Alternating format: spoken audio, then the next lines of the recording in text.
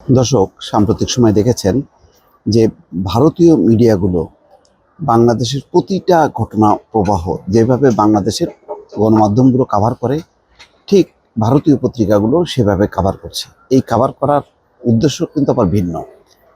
তারা মানে কোথায় অসন্তোষ আছে, কোথায় বিভক্তি আছে, কোথায় বিভেদ আছে, কোথায় দ্বন্দ্ব সংঘাত আছে, সেই খবরগুলোকে সামনে আনে যাতে সরকার দুর্বল করা যায় এবং রাজনৈতিক দলগুলোকে দ্বিধাবিভক্ত করা যায়। তেমন একটি বিষয় দেখেন, এই সমস্ত খবরগুলো কিন্তু অতীতে তারা কখনো কাভার করতো না, কিন্তু এখন প্রতিটা খবর পান থেকে চুন খসলেই সেগুলো যেমন বাংলাদেশের পত্রিকায় আসছে, তারও আগে মনে হচ্ছে যেন ভারতীয় পত্রিকাগুলোতে আসছে। আনন্দবাজার পত্রিকায় লিখছে, ইউনূসের কথায় অসন্তোষ, এখনই ভোট চাই বিএনপি। আচ্ছা, ঠিক আছে, এগুলি তো হলো। বাংলাদেশের পত্রিকায় আসছে যে বিএনপির স্থায়ী কমিটির সবাই আলোচনা হয়েছে এবং তারপরে মির্জা ফখরুল ইসলাম আলমগীর বলেছে যে তারা আসলে বিভ্রান্ত, তারা হতাশ প্রধান উপদেষ্টার কথায়।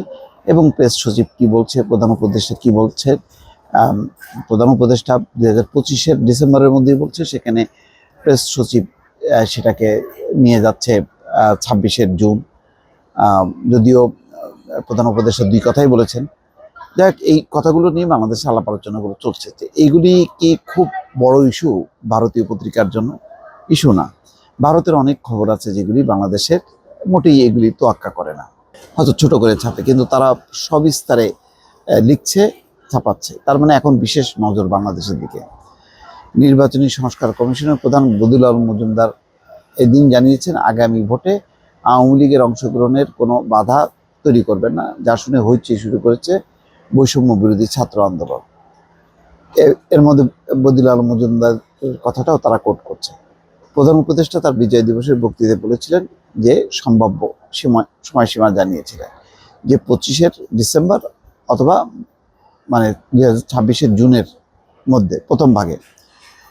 তাতে সন্তুষ্ট নয় খালেদা জিয়ার দল বিএনপি। ভারপ্রাপ্ত চেয়ারম্যান তারেক রহমানের সভাপতিত্বে বুধবার রাতে বিএনপির স্থায়ী কমিটির বৈঠকে ওই ঘোষণা নিয়ে অসন্তোষ জানানো হয়েছে। বৃহস্পতিবার সাংবাদিক বৈঠকে জানিয়েছেন দলটির মহাসচিব মির্জা ফখরুল ইসলাম আলমগীর।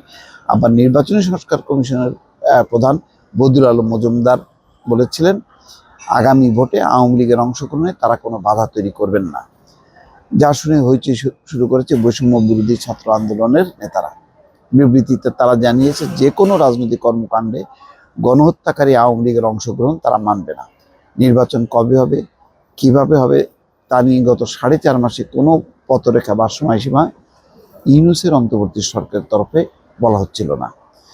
পরিবর্তে রাজনৈতিক, প্রশাসনিক ও অর্থনৈতিক ক্ষেত্রে কাঠামোগত সংস্কারের কথাই বলে চলছিলেন ইউনূস এবং তার উপদেষ্টারা। যাই হোক, এই যে বাংলাদেশের ভেতরে পারস্পরিক দ্বিধা বিভক্তি বা মত দ্বৈততা, সেটি নিয়ে কি ভারতীয় পত্রিকার খুব বড় করে ছাপার কোনো ব্যাপার আছে? অতীত তো দেখা যায়নি। এমন হতো যে বাংলাদেশের সবসময় তারা সব ঘটনাগুলো নিয়ে শেখ হাসিনার সময় যা যা ছিল তখন কদাচিৎ উঠতো, মাসে 2 বা 3 বার এর বেশি উঠতো না।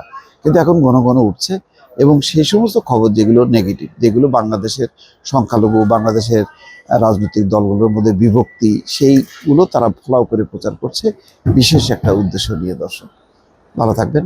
আল্লাহ হাফিজ।